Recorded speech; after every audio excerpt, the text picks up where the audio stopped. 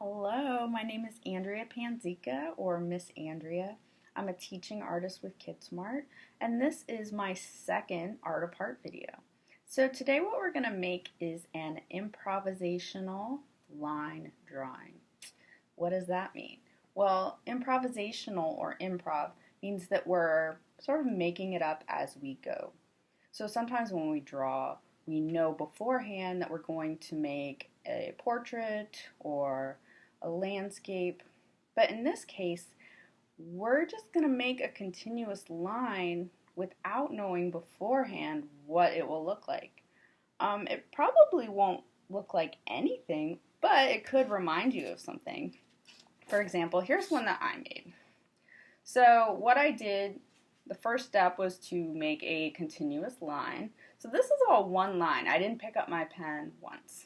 And then what I did is color in between the shapes. So I think it looks kind of cool. These sort of round circles remind me of like a human head. So you can look at it and it might remind you of something, and maybe you could write a poem about it. I don't know. So let's look first at some different type of lines. So looking here, we have horizontal lines, diagonal, vertical, various kinds of straight lines, zigzags. We also have curvy lines, wavy lines, dashed lines, and dotted lines. So those are some of the various kinds of lines you can use when you're making your drawing. So let's keep those in mind. My materials today are just a piece of paper and a marker. That's all I'm using. You could use pencil, paint, colored pencil, crayon, whatever you have around. So step one is to draw a continuous line. It'll look something like this. In class, I've done this before, and we'll listen to music as we draw, so that's something you could try if you'd like. I'm just going to go ahead and draw. So,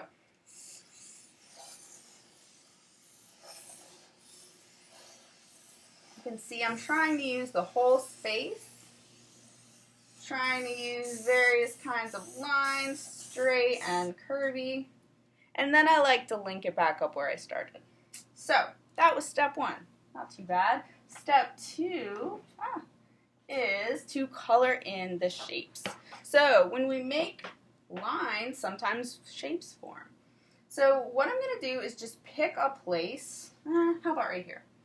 And I'm going to start filling it in. Now this is much easier if you're at a desk and you can move your paper around. Since I'm working at an easel, it's a little more challenging. I like to start with the edges, kind of color those in, and then it's easier to just sort of fill in the shape.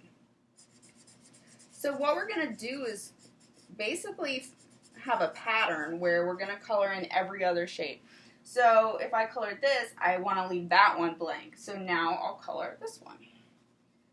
So the shapes that we make from our continuous line look kind of cool and can be a little challenging to color, but that's what's great about this, is you are really getting practice with whatever tools you're using.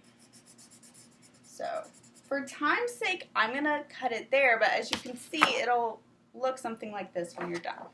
So let's talk really quick about some variations you can do. You can, like I said, draw to music. You could use more than one color. I just use black, but you could, say, pick 2 or 3 colors and make a color scheme. You could fill this in with a pattern, as I did here. So it's not just black and white, but it's a little bit of variation. Or you could use more than one tool. So maybe you could draw your line with pencil, but then use colored pencil to fill in the shapes, or paint. So this is something that I like to do a lot. I look around my workspace and I have tons of these. It's nice when you're maybe listening to something to kind of help you concentrate. And it really is helpful, I think, when you're doing art, just because you're not too worried about how it's going to look. If you don't like it, you can make another one. So it's a really good way to explore. So I hope you had fun, and I will see you next week.